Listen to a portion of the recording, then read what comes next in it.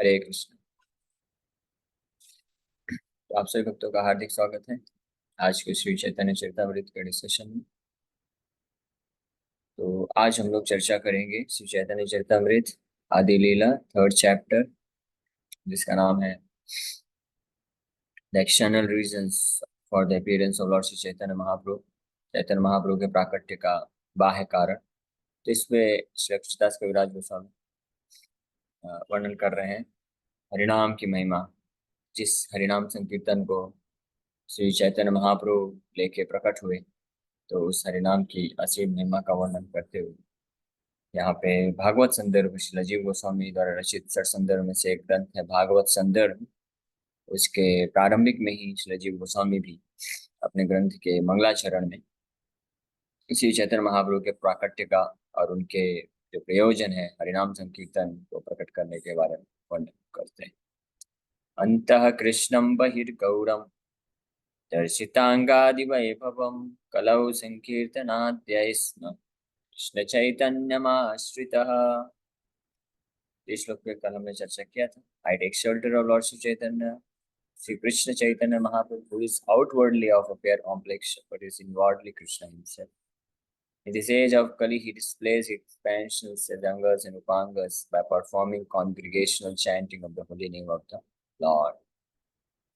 तो ऐसे परम भगवान श्री कृष्ण चंद्र को मैं प्रणाम करता हूँ, जो कि बाहरी रूप से फेयर कॉम्प्लेक्शन तप्त कांचन गौरांग रूप में आए, अंदर से लेकिन कौन है? वो कृष्ण ही। इस Krishna himself in a disguised form, छुपे हुए रूप में भगवान प्रकट हुए हैं। और अंदर से कृष्ण है, मतलब उनके अंदर अंतःकरण में भी कृष्ण का ही स्मरण सदैव चलता रहता है। श्रीमती राधा रानी के जो महाभाव से अपसार्ज होकर के, सरचार्ज होकर के, से पूरी तरह से जो है महाभाव को लेकर के श्री चैतन्य महाप्रभु कृष्ण के ही स्मरण में हमेशा है। और वो कृष्ण भी हैं। इस प्रकार से इस कलयुग में वो आते हैं अपने अंग और उपांगों को लेकर के और कॉन्ग्रीगेशनल चैंटिंग यानी संकीर्तन आंदोलन को फैलाते हैं। तो इस पे हम लोग कल चर्चा किए थे। अब आगे वर्णन कर रहे हैं कविराज गोस्वामी। उपा पुराणिह सुनी श्री कृष्ण वचन कृपा करि व्यास प्रति करियाचिन कथन। In the Upapuranas, we hear Shri Krishna showing his mercy to Vyasadeva by speaking to him as follows. अब दूसरा प्रमाण और प्रस्तुत करने जा रहे हैं कविराज गोस्वामी कि उपपुराणों में भी हम लोग ये पाते हैं प्रमाण कि भगवान कृष्ण स्वयं वेद व्यास जी को इस प्रकार से कृपा करके बोलते हैं। क्या बोलते हैं? अहम एव क्वचित् ब्रह्मन् संन्यास आश्रममाश्रितः हरिभक्तिं ग्राहयामि कलौ पापहतान् नरान्। तो ये वर्णन कर रहे हैं भगवान स्वयं, उपपुराण में वर्णन है कि अहम एव क्वचित् ब्रह्मन्, कि मैं खुद कहीं पे, हे ब्राह्मण श्रेष्ठ, हे ब्राह्मण, वेद व्यास जी को संबोधित करते हुए बोल रहे हैं, संन्यास आश्रम आश्रितः, संन्यास आश्रम धारण करके हरि भक्तिम ग्राह्यामि, मैं खुद हरि का भक्ति, अपने खुद के चरण कमलों का भक्ति में इस कलयुग में कलौ पाप हतान नरान, इस कलयुग में जो पापी लोग हैं उनको प्रदान करूंगा। ओ लर्नेड ब्राह्मण, sometimes I accept the renounced order of life to induce the fallen people of the age of Kali to accept devotional service to the Lord. sometimes क्वचित, क्वचित मतलब समटाइम, यानी भगवान कृष्ण बोल रहे हैं कि हमेशा नहीं करता हूँ, कभी कभी। कब कब? ब्रह्मा जी के एक दिन में एक बार ही आते हैं स्वयं कृष्ण। और जैसे स्वयं परम भगवान स्वयं कृष्ण ब्रजेंद्र नंदन श्री कृष्ण ब्रह्मा जी के एक दिन में एक बार आते हैं, वो भी 1000 दिव्य युग होते हैं। यानी 1000 दिव्य युग का मतलब है 1000 वर्ष साइकिल चलता है, सतयुग त्रेता द्वापर कलयुग का। यानी ब्रह्मा जी के एक दिन में 1000 बार सतयुग आएगा, 1000 बार त्रेता युग आएगा, 1000 बार द्वापर युग आएगा, 1000 बार कलयुग आएगा। तो हर द्वापर में भगवान कृष्ण नहीं आते। तो 1000 के उसके भी डिवीजन है। तो 1000 को 14 मनवंतर में डिवाइड किया गया है। और हर मनवंतर में 71 दिव्य युग होते हैं। तो इस प्रकार से 14 × 71 करने पे लगभग 1000 आता है। तो भगवान 7वें मनवंतर के 28वें द्वापर युग में प्रकट होते हैं। और उसी 7वें मनवंतर के 28वें कलयुग में भगवान जो है संन्यास आश्रम धारण करके श्री चैतन्य महाप्रभु के रूप में आकर कलयुग के लोगों को, जो पापी लोगों को स्वयं हरि भक्ति देते हैं। बाकी भी कलयुग में आते हैं, गौर नारायण भगवान आते हैं। बाकी भी द्वापर युग में आते हैं, वासुदेव आते हैं, वासुदेव कृष्ण आते हैं। बाकी कलयुग में अपने अवतारों के द्वारा भगवान हरि भक्ति प्रदान करते हैं। लेकिन यहाँ पे बोल रहा हम एवं कुछ ब्रह्मन, मैं खुद आता हूँ कभी कभी ब्रह्मा जी के एक दिन में एक बार कलयुग के पापी कलयुग के लोगों को हरि भक्ति प्रदान करने। ये उपपुराण में भगवान कृष्ण वेद व्यास जी को ऐसा बोलते हैं। तो ये भी एक प्रमाण है जहाँ पे पता चलता है कि कलयुग में संन्यास आश्रम लेकर के मैं हरि भक्ति प्रदान करता हूँ। और वो इस कलयुग में ऐसा एक ही अवतार है जिसने ये कार्य किया है, जिसे जो संन्यास लेते हैं और फिर हरि भक्ति को प्रदान करते हैं, वो है श्री चैतन्य महाप्रभु। भागवत भारत शास्त्र आगम पुराण चैतन्य कृष्ण अवतारे प्रकट प्रमाण। अब बोल रहे हैं कि इतना ही नहीं, भागवत ग्रंथ में भी, श्रीमद् भागवतम, भारत शास्त्र मतलब महाभारत में भी, आगम मतलब अन्य वेदास में भी, वैदिक साहित्यों में भी, पुराणों में, इन सब में चैतन्य कृष्ण अवतारे, ये चैतन्य महाप्रभु कृष्ण जो है चैतन्य महाप्रभु के रूप में आते हैं, इसके प्रकट प्रमाण हैं। Evidences are there. Srimad Bhagavatam, the Mahabharata, the Puranas, and other Vedic literatures all give evidence to prove that Lord Shri Krishna Chaitanya Mahaprabhu is the incarnation of Krishna. तो बहुत सारे प्रूफ हैं, जिसमें से ऑलरेडी पिछले अध्याय में भी और इस अध्याय में भी भागवत से, भारत शास्त्र मतलब महाभारत से और पुराणों से तो ऑलरेडी वर्णन, और आगम से भी, आगम में वेद और उपनिषद आते हैं, उपनिषदों से भी कई श्लोक लिए गए हैं जहाँ पे प्रकट प्रमाण है कि श्री चैतन्य महाप्रभु स्वयं कृष्ण के अवतार हैं और आते हैं इस कलयुग में संन्यास आश्रम धारण करके कलयुग के पापी लोगों को उद्धार करने के लिए। तो इस प्रकार से ये अनेकों प्रमाण प्रस्तुत किए जा रहे हैं। प्रत्यक्ष देख नाना प्रकट प्रभाव अलौकिक कर्म अलौकिक अनुभव। अब इसके अलावा बोल रहे हैं कि ये तो प्रमाण हो गए, लेकिन इसके अलावा भी one can also directly see lord Chaitanya's manifest influence in his uncommon deeds and uncommon Krishna conscious realization। तो प्रत्यक्ष रूप से भी, डायरेक्ट भी देखा जा सकता है, देखा जैसी नाना प्रकट प्रभाव, अनेकों प्रकार के इनके जो प्रभाव है, इन्फ्लुएंस है, तो देखा जा सकता है। अलौकिक कर्म, अनकॉमन एक्टिविटी, जो कोई साधारण व्यक्ति या असाधारण व्यक्ति भी नहीं कर सकता है। अलौकिक अनुभव और उनके अनकॉमन अलौकिक साक्षात्कार कृष्ण भावनामृत के, यहाँ तक कि बड़े से बड़े जो महाज्ञानी विद्वान लोग भी जो साक्षात्कार नहीं प्राप्त नहीं था जिनके पास, श्री चैतन्य महाप्रभु बड़ी कम उम्र में ही वो प्रभाव को प्रकट करते हैं। यहाँ पे तो अभी सैद्धांतिक तौर से कविराज गोस्वामी वर्णन कर रहे हैं, शास्त्रों के प्रमाण भी प्रस्तुत कर रहे हैं। फिर आगे चल के जब महाप्रभु की लीलाएं आएंगी, वहाँ पे अलौकिक, उनके अलौकिक कर्म, अलौकिक अनुभव को भी प्रस्तुत किया जाएगा। Just wait and watch. बस हम लोग ऐसे से आगे बढ़ेंगे। विशेष रूप से इस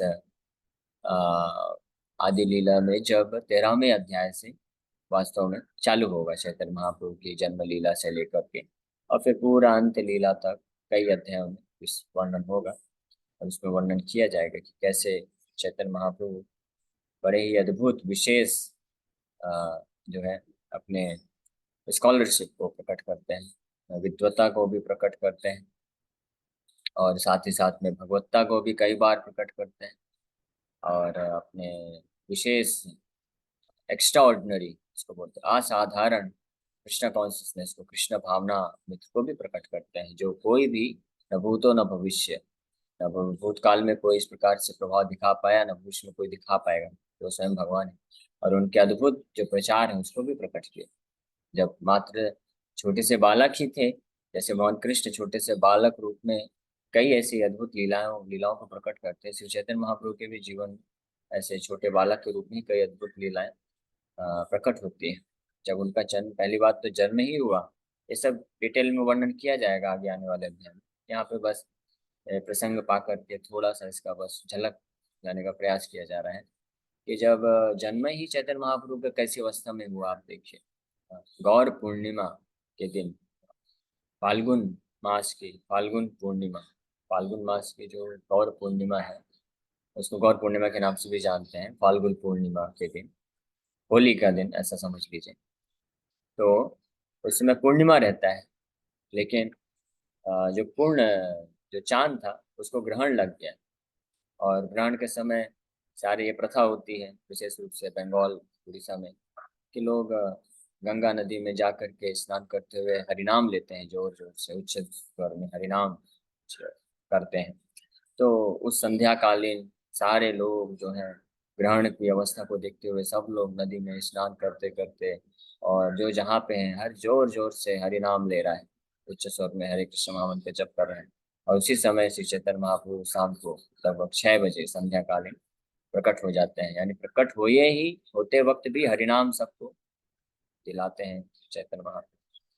फिर बालक रूप में वो जब रोया करते थे तो कई लोग उनको मनाने का प्रयास करते थे। कोई गोद में लेता था, कोई खिलौना देता था, कोई खिलाता था, कुछ खाने के वस्तु देता था, कोई बाहर लेके जाता था, लेकिन शांत नहीं होते थे। लेकिन फिर किसी माता जी ने उनको हरि नाम लेना चालू कर दिया, हरि बोल हरि बोल हरि बोल हरि बोल। ऐसे जब बोलते थे तो महाप्रभु रोना बंद कर देते थे और मुस्कुरा देते थे, बहुत ही ब्यूटीफुल स्माइल देते थे और हंसते थे, आनंदित हो जाते थे। तो समझ गए, यानी ये जब रोएंगे तब क्या बोलना है, हरि बोल हरि बोल हरि बोल हरि बोल, ऐसे करना है।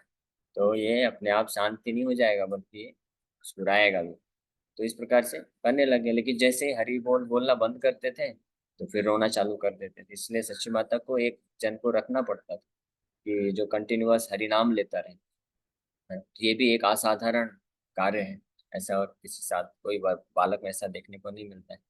फिर दूसरा तीसरा और विशेष बात हुआ, छोटे बालक ही जस्ट किसी तरह से घुटने में चलना सीखे ही थे, घुटने के बल पे।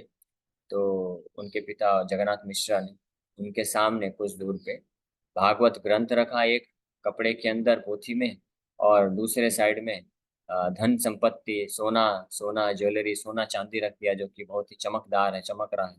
तो चैतन्य महाप्रभु घुटने के बल पे रेंगते रेंगते जाते हैं और क्या पकड़ते हैं, भागवत ग्रंथ को उठा लेते हैं, जो इस बात को सूचित करता है कि ये जो बालक है ये महान वैष्णव बनेगा, महाभागवत वैष्णव बनेगा। तो ये उसके लक्षण होते हैं। इस प्रकार से प्रभुपाद जी भी जब बालक थे तो उनके पिता गौर मोहन डे, उन्होंने भी यही चीज किया था कि प्रभुपाद जी के सामने कुछ सिक्के रखे, नोट रखे, पैसे रखे, और दूसरे तरफ साइड में ही भागवत ग्रंथ रखे। प्रभुपाद जी भी पैदल घुटने के बल रेंगते रेंगते जाते जाते उन्होंने भागवत ग्रंथ को उठा लिया। वहीं से भविष्यवाणी हुई कि यही जो है महाभागवत वैष्णव बनेगा। प्रभुपाद जी के जन्म के समय में भी एक एस्ट्रोलॉजर ज्योतिष ने ज्योतिष गणना के अनुसार ये घोषित किया था कि ये लगभग 70 वर्ष की आयु में ये संन्यास लेकर के पूरे विश्व में भ्रमण करेगा और 108 मंदिर बनाएगा अपने जीवन काल में, और अपने जो सनातन संस्कृति है उसको पूरे विश्व में फैला देगा। ऐसी भविष्यवाणी प्रभुपाद जी को के लिए भी किया गया था। तो ऐसे चैतन्य महाप्रभु का भी जब भविष्यवाणी एस्ट्रोलॉजिकल चार्ट देखा गया, ज्योतिष के थे नीलांबर चक्रवर्ती, जो कि गर्गाचार्य के ही रूप है, अवतार है। तो उन्होंने जब चेक किया तो साफ साफ समझ गए कि ये असाधारण बालक है, ये इस सृष्टि का है ही नहीं, ये अद्भुत है, इसके जैसा कुंडली और किसी का हो ही नहीं सकता है। और ये भी समझ गया कि ये हर बार कई बार ये प्रकट होता है धर्म की रक्षा के लिए। और बताया कि कलयुग, सतयुग, द्वापर, त्रेता युग में भी आया था ये अलग अलग कलर। और नीलांबर चक्रवर्ती समझ गए कि ये और कोई नहीं, ये भगवान कृष्ण ही है। और तो उन्होंने इसलिए नामकरण भी किया और विश्वम्भर नाम रख दिया। विश्वम्भर मतलब जो पूरे विश्व का भरण पोषण करता है। जिस प्रकार से अद्भुत लीलाएं होती हैं, फिर और भी बहुत सारी लीलाएं हैं, अभी समय नहीं है, इसलिए जब हम लोग वापस वहां पे पहुंचेंगे तो उन लीलाओं का वर्णन करेंगे। तो जब छोटे बालक ही थे, छोटे बालक मतलब कुछ बड़े हुए, 8 9 10 11 साल के हुए, तो चैतन्य महाप्रभु अपना एक पाठशाला खोल दिए। पाठशाला मतलब खुद टीचर बन गए और संस्कृत व्याकरण पढ़ाया करते थे। तो एक बहुत ही बड़ा विद्वान, दिग्विजय पंडित केशव काश्मीरी का नाम का एक व्यक्ति आया था, जो पूरे भारत वर्ष में सबसे बड़े से बड़े विद्वानों को भी पराजित कर चुका था। उसने सुना था कि नवद्वीप में भी बहुत महान विद्वान लोग रहते हैं। तो आखिरी में वो नवद्वीप धाम आया था कि यहाँ पे भी अगर मैं यहाँ के विद्वानों को भी पराजित कर दूंगा, तो मैं अपनी जय पताका को पूरे जो है भारतवर्ष में घोषित कर दूंगा, जो दिग्विजय, पूरा सम्राट हो जाऊंगा मैं। तो इस उद्देश्य से आया। तो नवदीप धाम के जो पंडित लोग थे, विद्वान थे, वो घबरा गए, डर गए, क्योंकि उनको मालूम था कि दिग्विजय पंडित केशव काश्मीरी जो है, ये हर जगह जीत के आ चुका है और इसको जीतना मुश्किल ही नहीं, असंभव है, हम लोग जीत ही नहीं सकते हैं। तो वो लोग विचार करने लगे क्या किया जाए, क्या किया जाए। तो उनमें से फिर कुछ लोगों ने सजेशन दिया कि एक काम करिए, हमारे जो नवद्वीप में निमाई पंडित है, निमाई बालक है, तो उसके साथ शास्त्रार्थ करा देते हैं। अगर दिग्विजय पंडित निमाई पंडित को हरा भी दिया, तो बोलेंगे आपने तो एक बालक को ही हराया है। और अगर निमाई पंडित ने हरा दिया, तो फिर भी हमारा नाम हो जाएगा कि हमारे, देखो हमारे नवद्वीप से तो एक छोटे बालक ने ही इसको हरा दिया, बाकी लोग की बात क्या कहें। तो इस प्रकार से उन्होंने बुद्धि का इस्तेमाल किया। और जब वो आए तो बोले कि आप देखिए, आप पहले हमारे नवद्वीप के एक बालक है, पंडित है, उनसे आप पहले शास्त्रार्थ करिए, पहले आप उनको परास्त करिए। तो गए केशव काश्मीरी नवदीप ये निमाई पंडित से और शास्त्रार्थ करने के लिए आते हैं। तो उस समय निमाई पंडित अपने कुछ स्टूडेंट्स के साथ गंगा नदी के तट पे ही रहते हैं। तो उनसे मिलते हैं दिग्विजय पंडित, बोलते हैं मैं आपसे शास्त्रार्थ करना चाहता हूँ, आपकी विद्वता के बारे में बहुत सुना है। तो निमाई पंडित बोलते हैं विनम्रता पूर्वक कि मैं तो एक अबोध जात बालक हूँ, छोटा सा बालक हूँ, मैं आपसे क्या शास्त्रार्थ करूंगा। लेकिन मैंने आपके, अभी शास्त्रार्थ क्या करूंगा ऐसे महाप्रभु बोल रहे हैं, लेकिन शास्त्रार्थ चालू हो गया। हाँ, एग्जाम चालू हो गया, कंपटीशन चालू हो गया। महाप्रभु फिर बोलते हैं मैंने आपकी बुद्धता के बारे में बहुत सुना है, तो आप कृपा करके, ये गंगा नदी है यहाँ पे, गंगा नदी की महिमा में कुछ आप बोलिए, वर्णन करिए, आपकी विद्वता में देखना चाहता हूँ। ऐसे रिक्वेस्ट पा करके केशव काश्मीरी, बिल्कुल जो कि सीना जिसका चौड़ा था बिल्कुल अहंकार के कारण, तो फटाफट उसने कुछ ही समय में गंगा नदी की महिमा में नए नए श्लोकों की रचना कर दिया, 100 श्लोकों को। जिस प्रकार से वर्णन है कि उसने इस प्रकार से रचना किया, उसको बहुत सोचना नहीं पड़ा, सोच सोच के बनाना लिखना नहीं पड़ा, इतना विद्वान था कि ऑन द स्पॉट स्पॉन्टेनियसली वो 100 श्लोकों को एक के बाद एक खटाखट रचना करके बोलता गया, बोलता गया, बोलता गया। और 100 श्लोकों को हवा की भांति, जैसे हवा प्रवाहित होता है फटाक से, उस भांति उसने 100 श्लोकों को सुना डाला, गंगा मैया की महिमा का वर्णन करते हुए। और फिर केशव काश्मीरी बिल्कुल सोचा कि अरे मैंने तो बहुत अच्छा बता दिया। फिर महाप्रभु को पूछता है अब आप बताओ कैसा लगा आपको। तो निमाई पंडित बोलते हैं बड़ा सुंदर, अद्भुत, लेकिन अगर आप बुरा ना माने, तो आपके इन रचनाओं में 5 दोष हैं और 5 गुण हैं, तो मैं बताना चाहूंगा। तो वो बिल्कुल उसको तो शौक लग गया, अरे ऐसा कैसे हो सकता है, तुम एक छोटे से बालक हो, व्याकरण सीखते हो, और बोलते हो मेरी रचनाओं में दोष है, असंभव, हो ही नहीं सकता है। तो महाप्रभु बोले वेट।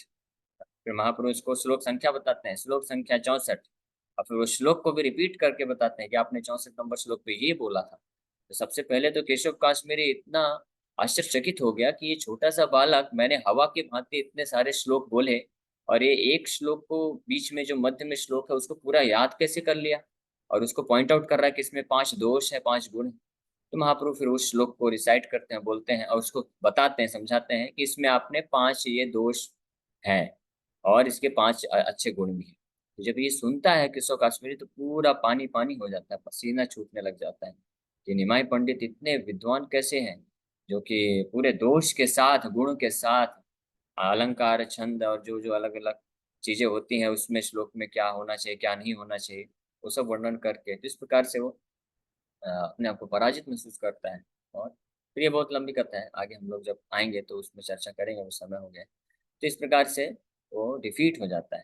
तो देखिए यहाँ पे भी महाप्रभु अद्भुत कार्य करके दिखाए जो कोई भी साधारण व्यक्ति या असाधारण व्यक्ति भी नहीं कर सकता। ऐसे अनेकों अनेकों महाप्रभु की लीलाएं हैं जहाँ पे फिर जब संन्यास लेके जगन्नाथपुरी जाते हैं तो सार्वभौम भट्टाचार्य यहाँ पे तो देखिए अपने विद्वत्ता का प्रदर्शन किए। फिर संन्यास लेने के बाद जगन्नाथ जी को देख करके अष्ट सात्विक विकार उत्पन्न हुआ, उतना प्रेमा भक्ति उत्पन्न हुआ कि तुरंत जाके मूर्छित हो गए। तो सार्वभौम भट्टाचार्य चेक करते हैं कि क्या है, ये कोई नौटंकी तो नहीं कर रहा है, तो बहुत विद्वान थे, जानते थे। तो उन्होंने अपना परीक्षण किया शास्त्रों की मदद से और उन्होंने प्रमाणित किया कि ये जो सन्यासी है जो इस प्रकार से मूर्छित हुआ है, ये आध्यात्मिक मार्ग में जब सर्वश्रेष्ठ साक्षात्कार प्राप्त होता है तो उस साक्षात्कार को प्राप्त करने के कारण जो अष्ट सात्विक विकार उत्पन्न होते हैं तो वैसे ही लक्षण इसके शरीर में उत्पन्न होते हैं। तो उस यानी उस समय महाप्रभु का उम्र केवल 24 साल था और सार्वभौम भट्टाचार्य पूरे विख्यात दार्शनिक थे, बड़े बड़े विद्वान थे जो मायावादी सन्यासियों के भी गुरु थे। तो वो इस बात को प्रमाणित करते हैं। फिर ऐसे अनेकों अनेकों लीलाएं हैं। इसलिए यहाँ पे कविराज गोस्वामी बोल रहे हैं, प्रत्यक्ष देखा नाना प्रकट प्रभाव अलौकिक कर्म अलौकिक अनुभव। इसलिए ये होते हैं भगवान के अवतार। भगवान जो है कोई चीप गॉड नहीं है, कोई सस्ते नहीं है। पहली बात, उनके सैकड़ों प्रमाण होते हैं शास्त्रों में। दूसरा, फिर उनके अलौकिक कर्म होते हैं, उनके अलौकिक अनुभव होते हैं, उनका अलौकिक सुंदरता होता है, उनके अलौकिक दिव्य गुण होते हैं। वो होते हैं भगवान के अवतार। सारे रूप में किसी भी रूप में कोई टेस्ट करने जाएगा उनको वो भगवान जान पाएगा कि भगवान है। जैसे रसगुल्ला होता है, तो रसगुल्ला को आप आगे से खाओ, पीछे से खाओ, बाएं से खाओ, दाएं से खाओ, ऊपर से नीचे से, आपको रसगुल्ला रसगुल्ला ही लगेगा। वैसे भगवान का अवतार ऐसा नहीं है कि कुछ चीजें तो लग रही है कि हाँ भगवान के अवतार जैसे लग रही है और साथ में कुछ चीजें फिर गड़बड़ भी दिख रही है ना। जैसे यहाँ आजकल के जो तथाकथित भगवान होते हैं, थोड़ा सा जादू दिखा देते हैं, लोग भगवान समझ लेते हैं। लेकिन उनके बाकी गुण देखो आप, उनका रूप रंग गुण, उनकी लीलाएं, ये सब क्या है, कर्म, वो सब देखना चाहिए शास्त्रों के प्रमाण। तो हर डायरेक्शन में भगवान भगवान होता है। तो इसलिए बहुत ही सावधानी पूर्वक हमको देखना चाहिए कि कौन वास्तविक भगवान का अवतार है और कौन नहीं। Okay, so thank you very much. अभी समय हो गया, यहीं पे हम लोग विराम करते हैं। आप सभी भक्तों का बहुत बहुत धन्यवाद। तो किसी भक्त का प्रश्न है तो पूछ सकते हैं। तो आपका बहुत अच्छा प्रश्न है और आपने सही पकड़ा। तो श्रील भक्तिदान सरस्वती ठाकुर ने मदन मोहन मालवीय को इसलिए बोला, और मदन मोहन मालवीय उनका भी ये साक्षात्कार रहा। पहले तो वो गए थे हम्म। उनके पास, भक्तिदान महाराज जी के पास, कि आप मेरा प्रश्न उत्तर दीजिए। तो महाराज ने बोला कि आप जाओ हम्म। भगवान के किचन में भगवान का सेवा करो। तो तो भगवान का आप सेवा करिए। तो वो किए और उनका खुद का साक्षात्कार रहा कि हाँ मुझे मेरे प्रश्नों का उत्तर मिल गया है। यानी ये प्रैक्टिकल है, व्यवहारिक है। यानी भक्तिदान महाराज जी बस ऐसे ही मजाक करने के लिए नहीं बोल रहे थे, क्योंकि भगवान जो है तीनों गुणों के परे हैं। मैं अब आंसर आपको दे रहा हूँ, ध्यान से सुनिएगा, शॉर्ट में ही दूंगा। भगवान तीनों गुणों के परे हैं, इसलिए हम किसी भी ऐसी वस्तु से जो इस भौतिक जगत के तीन गुणों से बना हुआ है उसके द्वारा हम जो तीनों गुणों से परे भगवान है उनको नहीं समझ सकते। तो हमारा मन है, हमारा बुद्धि है और ये हमारे इंद्रियां हैं, शरीर है, इसके माध्यम से, और जो शब्द हैं जो हम बात करते हैं, लॉजिक देते हैं, बुद्धि तर्क वितर्क करते हैं, उसके माध्यम से भगवान को नहीं समझ सकते हैं, क्योंकि भगवान ये तीनों गुणों के परे हैं, सतोगुण रजोगुण तमोगुण के। इसीलिए, लेकिन अगर कोई भगवान का विनम्रता पूर्वक सेवा करता है तो भगवान अपनी कृपा से अपने आप को उसके हृदय में प्रकट कर सकता है। जैसे सूरज होता है, तो सूरज अगर कोई चैलेंज करेगा कि रात को, मान लीजिए आधी रात को 12 बजे चैलेंज करता है, बोलता है अगर सूरज है तो प्रूफ करके दिखाओ, तो इस पूरे पृथ्वी में कोई भी व्यक्ति के पास शक्ति नहीं है कि सूरज को प्रूफ करके दिखा सके रात को कि सूरज होता है। उसको क्या करना पड़ेगा, उसको बोलना पड़ेगा कि आप विनम्रता पूर्वक, धैर्य पूर्वक इंतजार करिए, सूर्य देवता खुद प्रकट होंगे, अपने आप को दिखा देंगे। तो इसी प्रकार से हम भगवान को चैलेंज नहीं कर सकते हैं, हम भगवान को अपनी बुद्धि से नहीं समझ सकते हैं, लेकिन जब हम भगवान के शुद्ध भक्तों के मार्गदर्शन के अनुसार भगवान का सेवा करते हैं, भजन करते हैं, तो भगवान उस विनम्रता से, उस सीरियसनेस से प्रसन्न होकर के अपने आप को प्रकट करते हैं हमारे हृदय में। सारे फिर जितने भी संशय होते हैं नष्ट हो जाते हैं। तो ये सार रूप में बताया, और अधिक जानकारी के लिए आप जुड़े रहेंगे तो धीरे धीरे आपको और पता चलता रहेगा। हरे कृष्ण।